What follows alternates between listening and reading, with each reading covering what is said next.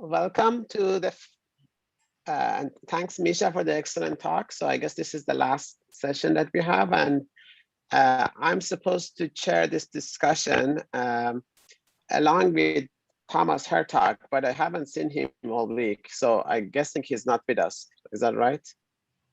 Yeah. So I haven't heard from him. So I guess it's us. Please turn on your video if you can. Otherwise, I'm going to call upon you to say something, or it's actually your choice. And let's see. Let me just turn these off. So so the plan is to discuss. So let me just actually share a whiteboard with you as well. So let's see how that works. I'm gonna try to use this as a way of printing. Can you guys see the whiteboard? Yes. Yes. Yes. Okay. So okay. So let me. I'm just gonna start typing some stuff. So this is the title. Of course, important problems and prospects in cosmology. And as you all know, the title of this is in this workshop was Cosmological Frontiers of Fundamental Physics. So we are the frontiers of fundamental physics, at least as far as cosmology is concerned. So hopefully we could figure out what's it all about. So now that we have at least a lot of the people from the week with us, I'm not sure what you actually see because I see different things here. But yeah, I think I can see most of your faces now, at least the ones who have turned on their videos. So what are the topics in your opinion that are kind of left open? Obviously, we had finite time for discussions. So what do you think is what we should talk about now? What issues remain open, require more discussion? And I also have some guesses. So you can play Jeopardy, you can guess these questions and I can see whether it's in my list or not. But or you could just guess say what you think is the most outstanding question that the audience here, maybe we could talk about and maybe make some progress in terms of which directions to go. Who wants to go first?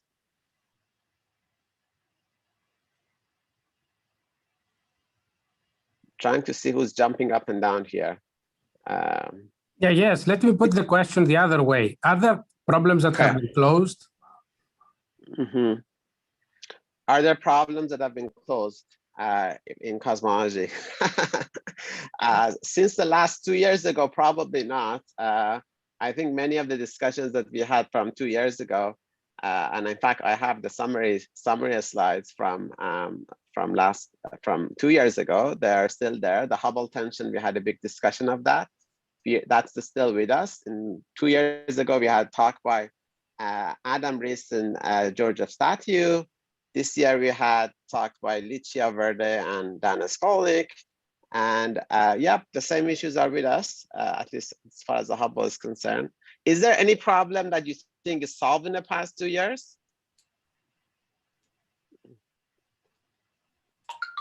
So Enrico Paye gave us a great, interesting talk in the morning in terms of understanding the properties of the correlations at the Big Bang or whatever came out of inflation or whatever there was in the universe. But I don't see him here with us. So if he was very strong in terms of claiming he had unfortunately to go on vacation. He left just after his talk. It's unfortunate that he's not around because I had also several questions for him, but that will be another time. Yes, but I think Mike Hudson had a comment on chat. Mike, why don't you mention it live?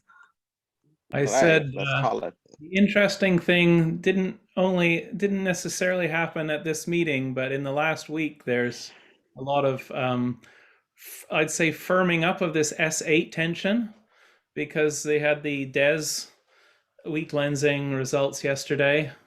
Plus, there was an earlier paper by Alex Kralewski, and they measure this parameter. I don't know if it's been talked about much at this meeting, S8, which is a combination of omega matter and the fluctuations on an 8 megaparsec scale. And the key thing is that it looks a lot lower than what's found in the CMB. And the two recent results, which have very small formal error bars, can basically confirm what was found before, that in the low redshift universe, or not even so low, because one of the results is from WISE, and that's at redshift 1-ish, show a much lower value of this S8 parameter. So I've updated my, do you want me to show you the plot, Niayesh? But you have to let me. Sure, please. You have to let me screen share. Yes. Everybody can. Can you do that now? It tells me I can't do it ahead. while the other participant is sharing. To stop share, so you have to stop share in order for him to be able. Okay, I'm gonna stop sharing. Okay, go ahead. So here's the version of the plot that I like. I don't know if you can see it very well or not. I can try to make it bigger. Maybe that's too big. So this parameter S8 is omega matter divided by 0.3 to the 0.5 power square root times the sigma 8 fluctuations. And so Planck is here. And if you ignore Planck and you do the CMB from ACT and WMAP, you get this this data point here, which has bigger error bars, but is, has independent instrumental effects, presumably. And then there's a whole host of measurements, mostly at relatively low redshift, well, all low compared to the CMB, some close to 0, but this newer one from lensing with WISE galaxies is around 1-ish. And so this point here is new. This point here is new as well. And they all agree quite well with each other. And they agree with this gray band, which is sort of the average of everything. And so different probes, you might think, well, there's something wrong with weak lensing, but other probes tend to go in the same direction. So that suggests that it's not something identified with any one individual method. These are our ones from peculiar velocities over here. Redshift space distortions, which is also peculiar velocities but measured in a statistical way, currently give you weaker constraints than some of the other methods, but that will surely tighten up in the near future with DESI and so on. So this is, to me, very interesting that this looks quite real and is not well understood in Lambda CDM. So I think it's a companion to the Hubble tension in some sense. So the new DES paper does not claim a discrepancy, although I'm a bit confused about reading what they're actually saying. I mean, their abstract doesn't appear to give a big tension, but you're saying that if you combine that with everything else. No, I think what they did, which I'll explain what I think they did, having read it only very quickly.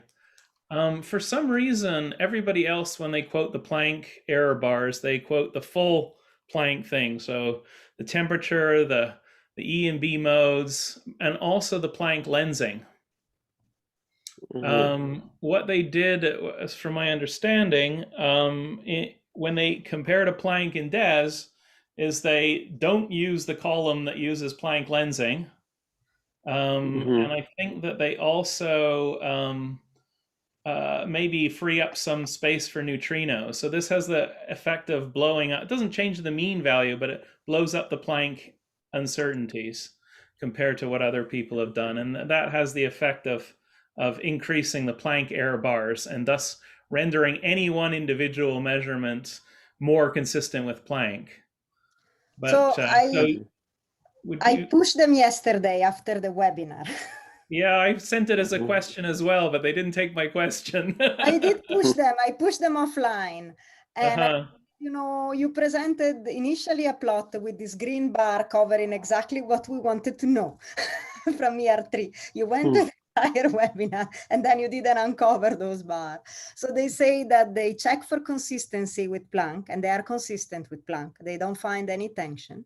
They are also not in any particular tension with data set with which they can compare, but they can't, but it's a bit of comparing apple with oranges, because you have to, the details and everything require much bigger work to actually be able to compare their previous year or other lengthening data like with light. So they really don't want to go there. They just say that they find agreement with Planck and that's it. Yeah, it's weird because when I do the calculation using these error bars, I find them by themselves 2.5 sigma discrepancy. Okay, so they say that tension for them is defined by a threshold that was defined blindly before looking at the data. So it was not in number of sigma, but in number of some posterior thing that they calibrated on their own suite of simulations. And they set the threshold blindly before actually looking at it. So your 2 sigma may not be tension for them. Okay. I don't fully understand their analysis because their lensing only paper does claim a 2.3 sigma tension, and then it goes away in the 3x2 point correlation paper. So it's quite confusing. It's hard to absorb all this material because it only came out yesterday. Yeah. But just taken in a very naive way, even if you threw out DES, there would still be a tension, and DES is certainly nowhere near Planck. It's definitely below it. So I still think there's an issue here. So you see my screen now, right? Yes. So this is, of course, the press release from BBC, which says that there is the cosmic mystery, and then things don't match. So it seems that they say one thing to the scientist and exact opposite to the journalist. Is that what you're saying? Okay, so. But that makes sense because otherwise it's not news. Yes, okay, that's kind of a new level compared to what I remember. I mean, because they're the exact opposite to what usually, that is, usually you try to bend it at some angle, but now this is exact opposite. So the scientific report, and I think here's the paper, I guess I just wanted to bring it up. So they have in their abstract, this is, I'm not quite sure which of these numbers I should be looking at, but they have some p-values which are very consistent, basically. So is that what the numbers that they're using to quantify consistency with Planck? Is that right? This, I guess so. I didn't ask whether they use the p-value in the abstract, also because when I asked, the paper were not online. Right. No, this is, I think this is not on archive, but I guess this is on their website. At least maybe it is on archive now. Yeah. So that's right. Okay. I think if you look at their Planck number which is buried somewhere in the appendix, the error bar is this larger error bar, not the one that other people quote. So that seems to me the main difference about the significance. Right. But and I can show you their money plot, which I think is figure 23. Is it figure 23? Oh no, figure 19. Sorry. I don't know if Mike, you had that chance to look at this paper. Only skimmed it. I looked mostly at the figures, but I think this is the one, which is probably the right one. So the Planck is kind of big. I don't know why. That's the thing. The Planck is bigger than what other people usually plot, which I think is due to them omitting the Planck lensing constraint, and I don't know what the rationale for that is. Also maybe allowing some neutrinos as well. So if you puff up the error bars of Planck, you of course make everything consistent with Planck. So it's a bit confusing to me. So Francesca, sorry, yeah, we need to obviously look at it. This is pretty new. Francesca, you posted the link on the chat. Do you want to elaborate what that's about? Nothing serious, just Peter Coles also complaining about the difference between what was reported on BBC and what was discussed. Yeah, that's quite interesting. Okay, so I guess that we don't really have much else to say on this, but indeed there is a tension which is growing, and I think it's interesting that if you look at basically one just individual data sets, maybe tension may not be that big, but the fact that there are so many low redshift probes that give you lower amplitudes of fluctuations, that is kind of interesting, and it's not in some sense actually I think it's even more severe than Hubble tension, because Hubble tension, and we can talk about that as well, that's very much relies on supernovae and Cepheids. Although I mean other things may go that way, but not really, not nearly as strong. But for the S8, there are just so many different probes at low redshift that give you consistently lower values of S8. So that's, I think, something interesting to keep an eye on. And in fact, yes, we didn't talk about that last year, if I remember, 2 years ago, I should say. Norma, I see you put your hands up. Did you want to say something regarding this?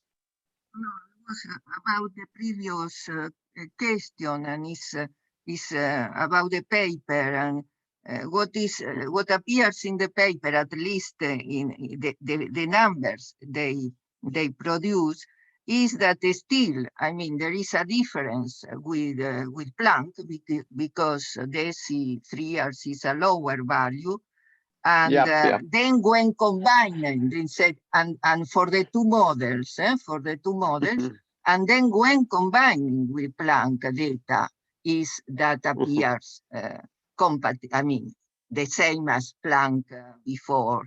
Well, so right, I think the issue is the issue. I mean, is there and to be understood anyway. Now, this is also connected with lambda CDM or extension, because they do also for varying the not just a rigid cosmological constant. I found that very interesting, and also from the point of view of the meeting, along the meeting, starting with first Alicia and then after, because different talks have called for problems with lambda CDM coming not from a speculation, but from observations, from data and cumulative data. And that the implications are another, we can agree, we don't, but there are problems, and problems came in on different scales too, and with different set of observables, of physical magnitudes. And so it's interesting to don't set hidden then, and to take really as problem to understand, and listing, and trying to make progress on that. For instance, also with the cosmic flows, irrespective of the set radical or more extreme consequences which could be extracted. I mean, I am not talking about them, but from the data. It's a problem. We have cumulative, and there are interesting directions also for the small scale dark matter and H0, of course. And so it's time in which before all these problems came separately, and some people said, well, we need to wait for systematic, we need to wait for other experiments. Now there are not only CMB, there are large scale, there are lensing. You see, there are also for the ladder distance. So cosmic flow. So thanks. Thank you. Thanks a lot, Norma. Yeah, I think those are excellent points, and indeed we do have a lot of currently tantalizing and exciting data to talk about, but there will be more into the future. So I think the one key question, and here is where I want to pivot to a new topic, is we do have this great data. Over the years, I mean, some of you guys are a little bit older than I am, but I've had a few years myself, and there have been lots of anomalies that have come and gone. And at the time, people have been very excited about them. some of them have led to something, but most of them have basically turned into dust, so to speak. Some of them literally, some of them figuratively. And this is, yeah, I mean, even though it's kind of exciting to talk about the latest anomaly, and this ambulance testing has a long and illustrious tradition in high energy physics and cosmology. But at the end of the day, well, we know most of there will be anomalies.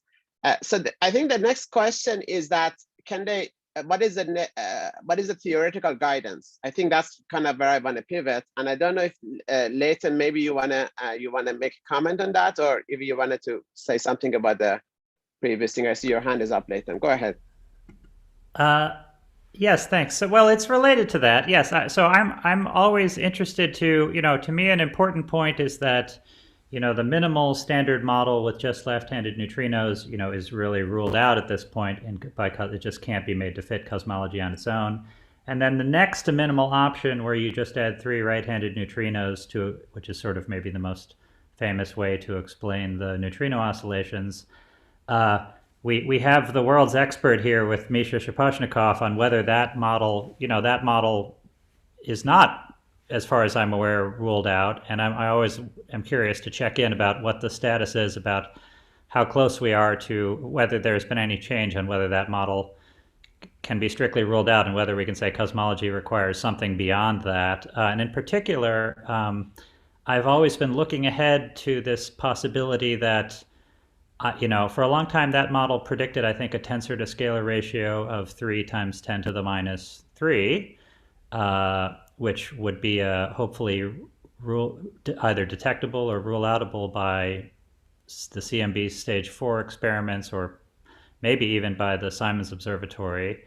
And but then I believe that it's the case that Misha, you now, because you no longer take, because you now think theoretically that the Palatini formalism is preferred. That actually makes a lower prediction for R. And is that so? Anyway, I'd be curious to know an update about that. Is that the place where we should be looking first for that model to be? I think you're muted. Am I? Now we can hear you, Misha. Go ahead. Yeah. No, indeed, we had. In Higgs inflation, we had this prejudice that there is a solid prediction of this R ratio, which, as you said, is at the level of 10⁻⁻³. Okay, but now theoretically, I consider that in the following way. So what kind of formulation of gravity we should take, we don't know. And if you take, say, Palatini formulation, we get one prediction for R, which is even smaller than what Higgs inflation does. If instead we consider Einstein-Cartan formulation of the theory, then you get another R, which can be at the level of 10⁻⁻⁴ even. And so what is interesting is that the scalar tilt is kind of always the same. So whatever you do, you find the same, but R ratio is not so universal. So unfortunately, there is no solid prediction. Okay? So that comes to experimental question, or to some understanding from where these gravitational theories are coming from. I see. And is there some other place where we should look for that theory to be tested or possibly ruled out by cosmology? Okay, there is the issue about dark matter. Okay, so there the dark matter is relatively light stellar neutrino with the mass few keV. So here, in principle, we should get a progress in coming years, because there will be a new satellite launched, which is a replacement of this Japanese satellite, which was broken. Was the name of it? Okay, so that should happen in a couple of years. Then there will be a big X-ray mission, which is called Athena, and that should happen in 10 years. And then the searches of decaying dark matter will really progress a lot in coming years. Yeah, so that's another place to look at. And what it also. Yeah, from particle physics now, you may know that there is actually quite big theoretical activity and also experimental activity, which is related to the search of feebly interacting particles. So the generic idea here is that there could be particles of different sorts, which are relatively light but weakly interacting. Again, there are some new experiments which already are running at CERN, like Phaser, for instance, Pfizer, okay? Then there are other experiments which people discuss, Na62 in beam dump mode, shadows experiment, also based on Na62 ship experiment. And so this is all moving, okay? This is all moving. Money is needed for this direction. This money are not there yet, but hopefully that will progress as well. Thanks a lot, Misha. Leighton, can I ask you, I missed some part at the beginning of what you were talking about. So you said, what is ruled out? Well, the minimal standard model with only left-handed neutrinos. Yeah, so this one is what Latham said. It is ruled out because neutrinos have masses, so you have to. Oh, that's what you mean. Okay, just because neutrino has mass, that's what you mean. But okay, also, I see. Even if you regard that model as a, the one thing you could say is, from the effective field theory standpoint, you could explain the neutrino masses by adding the dimension 5, allowing the leading terms. But even then, it doesn't have a dark matter candidate or a way to do leptogenesis. So that model really can't explain cosmology. Right. No, of course, that's, yeah. I mean, there are all these missing ingredients. Okay, so thanks a lot. So let's see. I think now that we've pivoted toward the question of theoretical guidance, so I want to maybe expand this a little bit more and see where theoretical, now I think we did discuss observational anomalies quite a bit, but now the question is where does theory tell us to look? And so we had some talks, I mean, we have talks throughout the week, but I'm just looking at the audience here. So for example, Thomas talked about the swampland program. So Thomas, do you think there will be predictions that we can look at some point with some confidence? As I try to explain, the problem with the swampland program, because it's in its early stages, is that the more trustworthy a swampland statement is, the less useful it's for phenomenology, and exactly the opposite. And I think that's normal. I think we're hitting a problem that I'm guessing is true for all theories of quantum gravity. How do you go from the IR, from the ultraviolet to the infrared, and are we sure we can constrain things?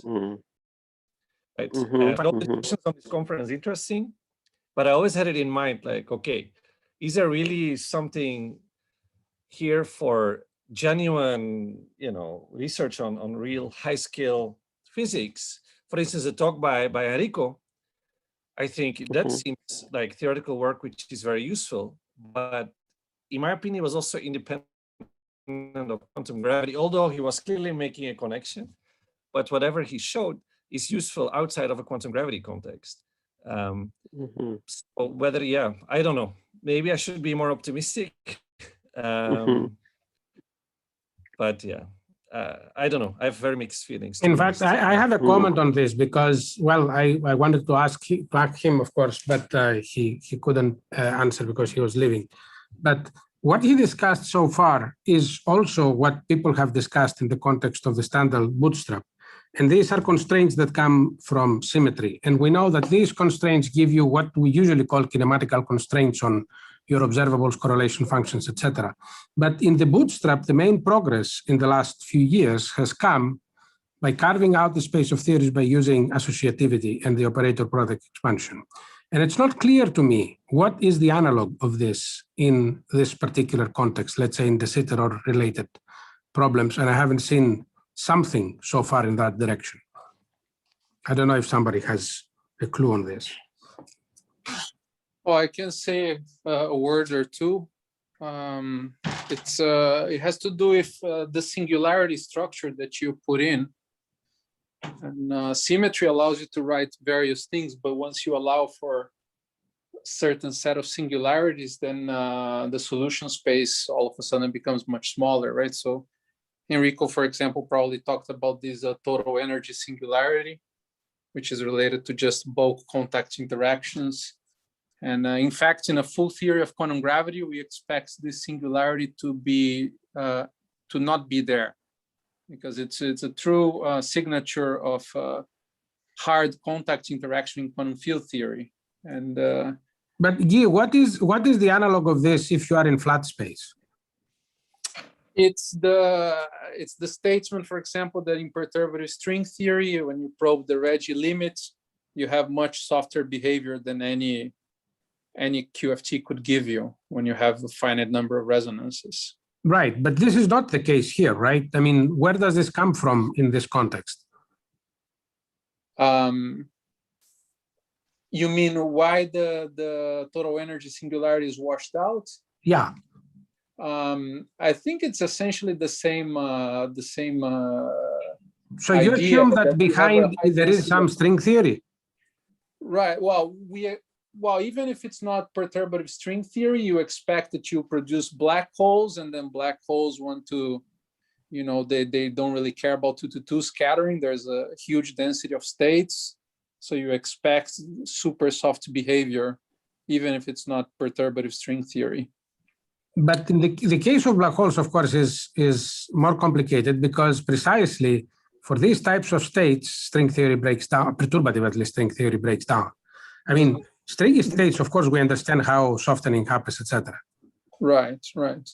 Well, I think it's just a counting argument. If you just take these time integrals in cosmology that generates the total energy singularity, and you stick in a high density of states, then you see that you soften the singularity. It's not there anymore. Essentially, yeah, it's just some. I mean, I can explain to you technically how it appears, but it's really just coming from this high density of states.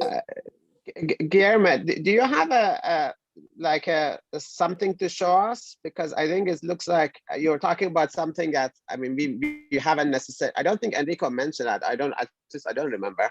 But right, if you could just show us, yeah, go ahead.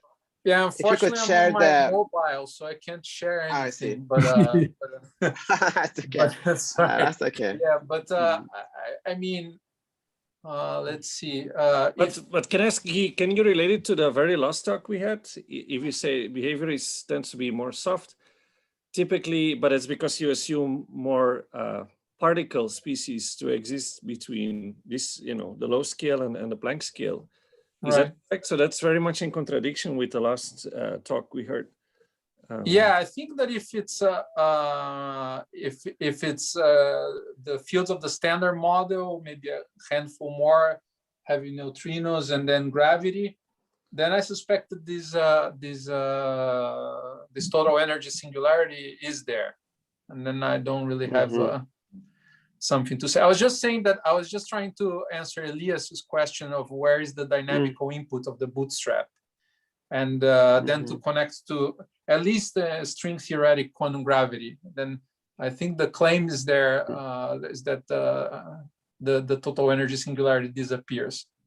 But then if it's a scenario more like Misha's, then, well, one thing that would be interesting to understand that hasn't been fully characterized is how the standard model fields appear in cosmological correlators. And they can run through loops, for example. If the inflaton is a singlet under the standard model group. And there is some work numerical showing what kind of non-Gaussianity you should see, but it hasn't been fully fleshed out. So I think that's an interesting theoretical question. It also touches on the subjects of loops and inflation, which is a thorny subject, and even Thomas mentioned right during his talk. It's related to these instabilities. claimed by Woodard, Samis, Polyakov, and others. So this total energy singularity that you mentioned, where does it show up? Is it in like endpoint correlation functions of the infotone field or observables? Even like equilateral non-Gaussian, if you take the Maldacena computation, there is a 1 over K1 plus K2 plus K3 squared that appears in the answer.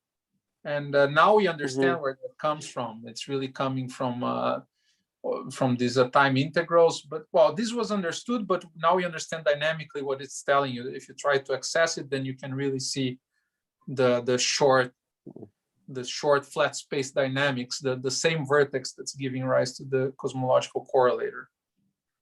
Is it the squeeze limit, or no? Is it this equilateral? No, it's you have to analytically continue, so it's not in the physical sheets. So you connect to flat space scattering amplitudes away from the physical region, but then if you put in this information, then you generate the correlator in the physical sheets. One of the inputs of the cosmological correlator is that it has no singularities in the physical sheets, in fact. Otherwise, you don't have Davis initial conditions. So now this softening that you mentioned, then where would it have an observable implication? Yeah, this is a extremely interesting question to which I don't know the answer, because there's no example of this correlator. If you find this correlator, it's like Veneziano discovering the Veneziano amplitude, right? Then I think it would be very interesting. It would show that there is somewhere in the landscape there is a stringy, like de Sitter, like I don't know, like quantum gravity or something. I don't know if it's string theory, but something that satisfies analogous requirements that the Veneziano amplitude happens to satisfy. I can list the requirements, but we don't know if. I mean, it would be interesting also to prove that such an object doesn't exist. That would be a true bootstrap question. Guy, how central is the fact that you said Bunch-Davies? Because it was apparent in Enrico's talk, and it used to be, maybe 15 years ago, it was a important debate whether Bunch-Davies is is the right kind of initial conditions, and there's a clear link with quantum gravity. I don't know, but yeah, I don't know. The question doesn't seem to. I don't think it's solved, and yeah, the discussion is just gone, right? Well, I think it's still in the back of a lot of people's heads, but as far as I understood, you need to go beyond 3 level to really settle this question. And now, from Enrico's talk, as you understand, now we understand 3 level relatively well. So we're ready to, like, just the basic things that are like workhorses in quantum field theory, right? Like Passarino-Veltzman decomposition of loop amplitudes, and all of these things that we need to work out, Chal and Lehmann, we need to work out in cosmology. Now Enrico is spearheading like this understanding of unitarity, and so I think we'll get there. But you mean by get there, that at some point people might have an argument? Because it has been claimed before that everything outside of Bunch-Davies is unphysical, even inconsistent, right? And then I've been reading, and then these arguments actually were not watertight. Yeah, so, but you think that in the future we might be able to settle this purely on, mathematical consistency? I thought that one reason that many people don't worry that much about this is that if inflation is long enough, then distinguishing something from Bunch-Davies is becoming smaller and smaller. So that was really part of discussion, but that's apparently not entirely correct, because this really depends on how you look at the corrections due to, how you calculate the corrections due to non-Bunch-Davies. That's part how of the Planckian suppressed or Planck squared suppressed.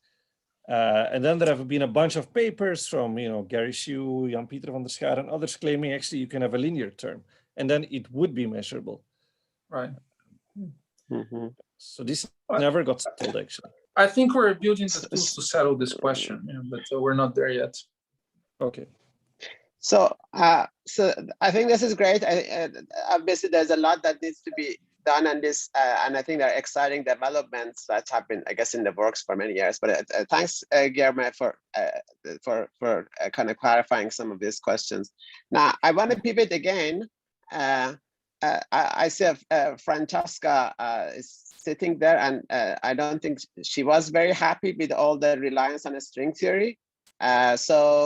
And I know there is some disagreement on who thinks a string theory is a theory or alternatives are theories. So I just wanted to ask you to, Francesca, maybe you want to say something that, I mean, if you put all the questions that we put to a string theory in terms of observable predictions, we put it to loop quantum gravity, which is one of the contenders. What would you say? Well,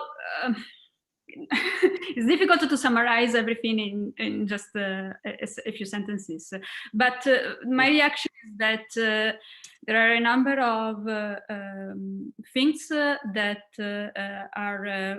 seems to be, to me, more straightforward in loop quantum gravity. Also, especially after Misha talk, in the sense that loop quantum gravity is a theory based on Tetra's variable, so it's basically Palatini with the Holtz term, and according to Misha, things works better if you use such a theory. And then, so once you put the classical action of gravity in that form, you have a theory that is equivalent to BF theory with constraints, and the quantization is straightforward. And you have transition amplitudes that are Lorentzian, and they are well-defined, they are finite, and they give general relativity in the classical limit. So, I mean, this is the picture in which that we have right now. Of course, there are many things. There are different problems, the ones that are discussed in string theory, but in that respect, I mean, there is a theory that is well-defined and with which one can do calculation.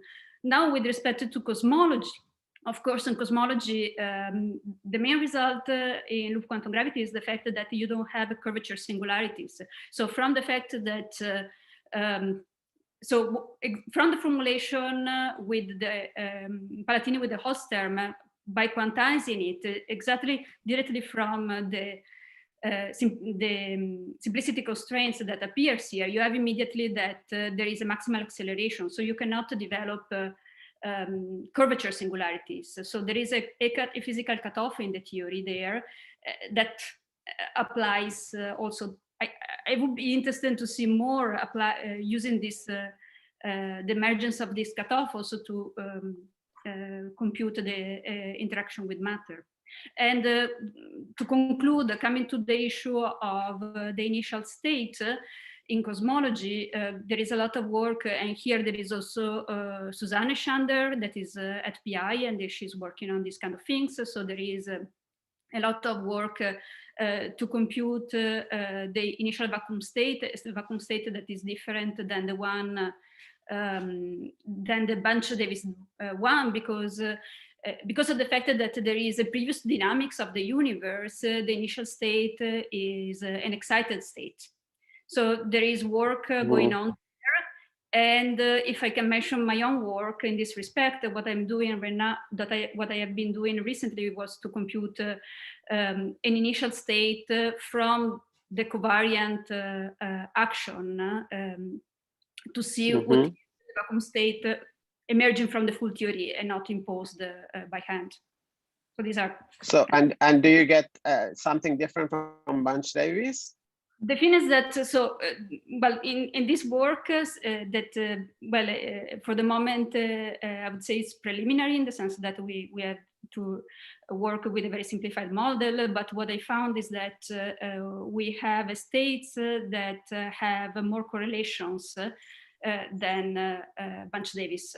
So now, I mean, as I said, I need to work more on this, and we are numerical results in order to study techniques to study this. But the starting point is that so the indication seems to be that there are more correlations, and this could be something that could hint to the fact that maybe we don't need so many folding in inflation, or maybe we don't need inflation at all.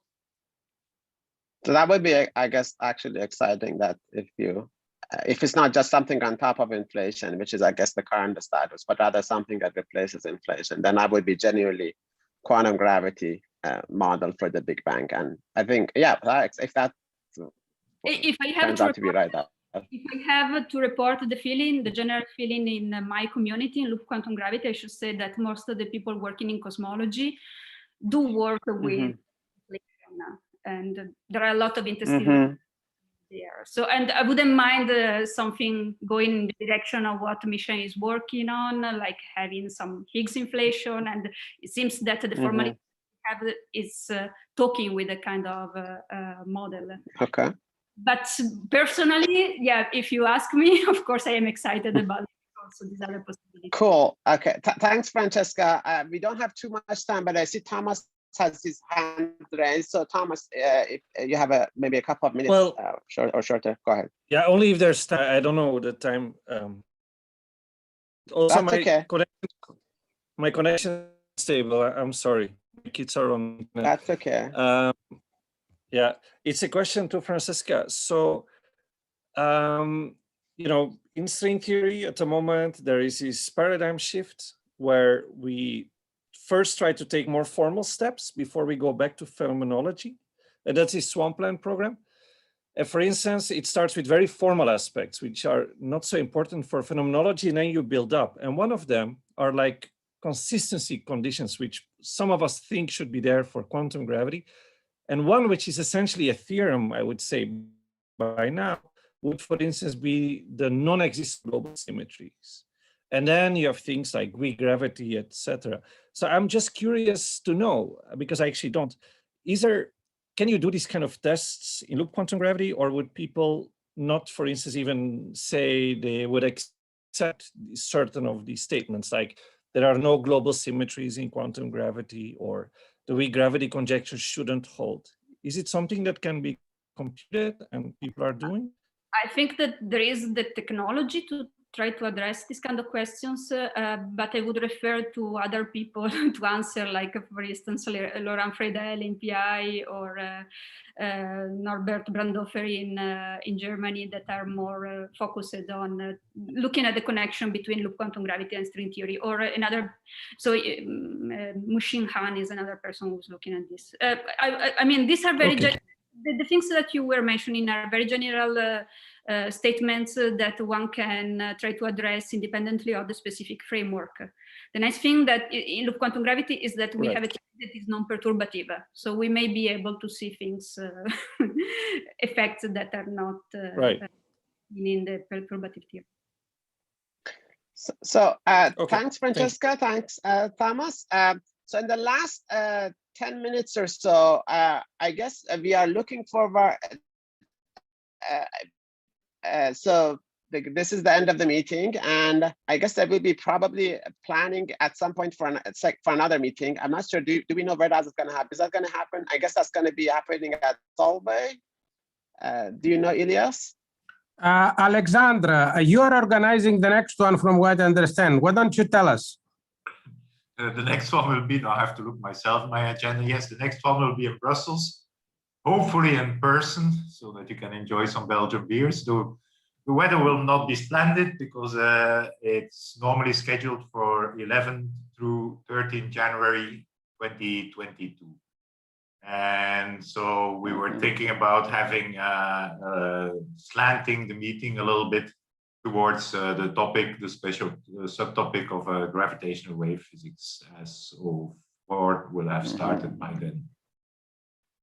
Mm-hmm. So I hope to see all you back in Brussels, to see you all back in Brussels, hopefully in person, to have good physics, good beers, and good food. Can we ski? Wonderful. In January, can we ski in Brussels? Go ahead. Skiing in Brussels, I'm afraid, I will have to disappoint you. If you drink enough beer, you can. Okay. You could do cross-country skiing if there is a snowstorm, maybe.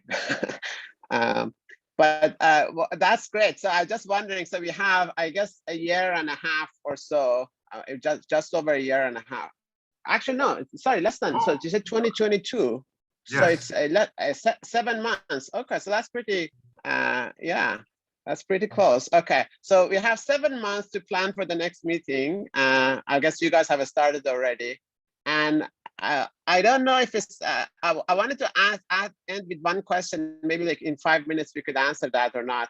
What should we look forward in the next meeting? I mean, like, I don't know if you've seen some of these news shows, that's what's going to be the big news for next week. So in the next seven weeks, maybe everyone in one sentence could say next 7 months, what should be the big thing we should look forward to, which would be the headline of the Brussels meeting. I see Latham's hand went up and then he disappeared. Oh no, there you are. Go ahead, Latham. You're muted. Oh, sorry. Yeah, I took my hand down because it was a question to Thomas that I think there's not time for actually. So I need to consider my answer about your 7 months. I'm lowering my hand for the moment. Okay. Just you have another minute to think about that. Does anybody want to answer that question? Because I don't think we have time to get into more discussions, but if anyone has a prediction, and it's going to be recorded, so if you have a good prediction, then probably they will broadcast it in the next meeting, and you may win a prize or something, depending on the organizers. So does anyone have a prediction for the next 7 months? I think Thomas is jumping up and down. Thomas, God. Yeah, do you have a prediction? We'll discover. No, I have nothing to say. Sorry. I have a prediction. I think the beer will be very good. The beer will be very good. I think that probably will be the winning prediction, but others can still give it a try. And Latham, do you have your prediction now? Sure. I predict that there will be a new, someone will come up with an exciting new mechanism to generate a primordial scale invariant power spectrum, and that will, it'll be interesting. Is that your next paper? Cool. I wouldn't go that, my prediction does not go that far. Cool. That's a spirit of a true theorist. You never commit to any. So Francesca, go ahead. I can share my personal excitement for primordial black holes. So maybe go ahead. There will be more of them. Yes, indeed. We did discuss briefly a paper on the first day that claimed there is decisive evidence for primordial black holes, which I think a little bit stronger than I would have put it, but nevertheless, that the statement is out there, so maybe it'll get stronger. And yeah, so cool. Anyone else wants to take a guess? Okay, so I guess we kind of come to the end of this road again. But don't despair. We'll be together again in 7 months. We just heard, and we're looking forward to having a conference in person, and good food and good alcohol. And I don't see any any hands up. So thanks everyone, and especially thanks to Elias, who's done most of the organizing, but everyone else as well. Nominally I was an organizer, but I did a minimal amount of work. So Elias did most of the work, and other local. Thank you, Niayesh, but let me correct you. I didn't do most of the work. Okay. In fact, I want to thank. In fact, the whole scientific committee did a lot of work, as you know, because that's the most difficult and important work. But I would like also to thank especially Vincent and Francesco and Sotiris. But even more importantly, Olga, which you haven't seen, but she's around always, and well, she's there now, and which and she helped everything run smoothly and properly. So Olga, thank you very, very much. And with this, thank you, Elias. Thanks, Olga. I would like to then pass the torch to Alex and Ben and Thomas, and see you next January. Yes. Thanks. Bye. Bye, everybody. Thank you very much for contributing to an interesting meeting. Yeah, see you soon. Care, Thank you all. Bye, everyone. Bye, see you guys. Bye-bye.